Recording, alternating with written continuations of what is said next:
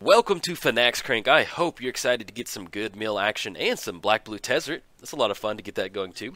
But before we jump into the video, this is brought to you by mtgeotraders.com. They have you covered for all of your Tezzeret, artifact, or milling needs. Just head over there. They will get you taken care of. Alright, let's start off with Phenax himself. So, we are playing Phenax. God of Deception, 5 mana, Devotion 7, turns into a creature. Then creatures you control have tap. Target creature puts the top X cards of his or her library into their graveyard, where X is this creature's toughness. Now, as far as building a heavy mill deck with Phenax, God of Deception, we're not doing that. We're not going for a bunch of creatures, milling our opponent out over the game. We are going to be milling our opponent out, but we're going for the Mindcrank combo. Now, why are we using Phenax as the actual commander itself?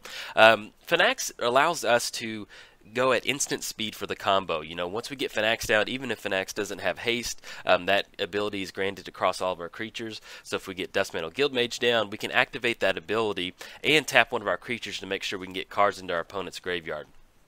So, Phenax in this particular deck is a little bit more of a support commander, that it helps us push our main combo of Mindcrank combo. And in fact, let's jump over to that. So we are running Mindcrank and Dustmantle Guildmage. Let's start off with Mindcrank. Whenever opponent loses life, that player puts that many cards from the top of his or her library into their graveyard. And let's take a look at Dustmantle Guildmage for the first activated ability. Whenever a card is put into opponent's graveyard from anywhere this turn, that player loses 1 life. Now, if you're keeping score at home, what's going to happen is it's going to create a loop. You get Mindcrank on the battlefield, activate Dustmantle Guildmage. Once that activation resolves and then a card hits the graveyard either by tapping Dustmantle Guildmage or one of your other creatures, that's going to trigger Mindcrank, Dustmantle Guildmage back and forth, and they're just going to go back and forth until one of two things happen. Either A, your opponent runs out of life, or B, your opponent runs out of cards. Now at that point, let's say that our opponent has Phyrexian Arena, not Phyrexian Arena, that'd be pretty cool, Phyrexian Unlife on the battlefield, to where they're going to go to some really big negative number when you mill them out. They're not going to lose due to life loss.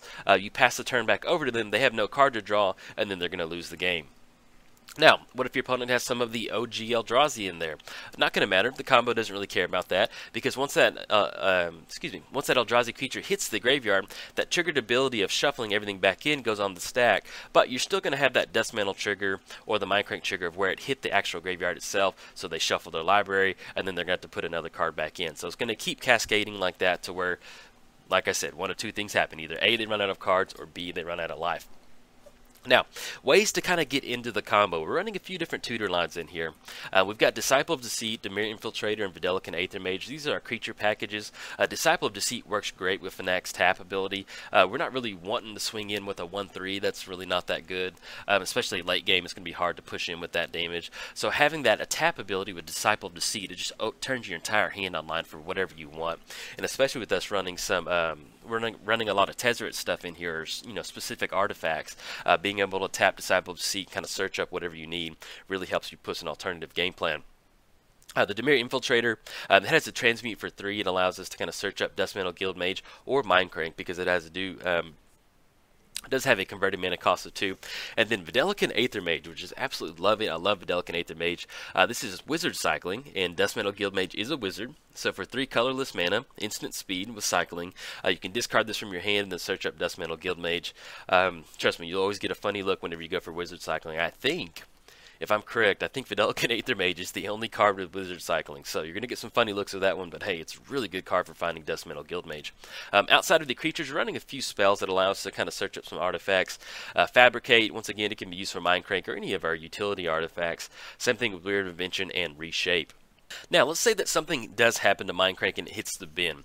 We are running a few cards that allow us to bring artifacts back out of the graveyard. We have Scrap Trawler, Junk Driver, and Trading Post. Trading Post in an artifact deck is just, you know, great utility value right there to begin with. But these are all cards that we can use to, let's say something does happen to Mindcrank, we can bring it back out of the graveyard or start recurring some of our good value stuff. Now, we are running about 30 artifacts in here, which is a lot of fun, love it. So we are running a full 4 Tezzeret package. Oh, yes, indeed. We have Tezzeret Agent of Bolas, we have Tezzeret Master of Metal, the Schemer, and then Tezzeret the Seeker. Now, with I'm not going to cover every single one, but for the most part, I'm just going to highlight what we're using them for. The Agent of Bolas, we're mainly going to be using that to get into spots. We're going to go for the -4 ability. Target player loses X life, and you gain X life, where X is twice the number of artifacts you control. We're running 30 artifacts in here. You know, you get 5, 10, 20 artifacts on the battlefield. That's more than enough to help you kind of close the game out. And plus, you know, it's always fun to get a good Tezzeret win. Same thing with Tezzeret Master of Metal. You can pump it up a bunch of times. I did have a game where I didn't record it to where we got into 3 of the the -3 activations. I did 3 of them in a row to help me kind of close it out.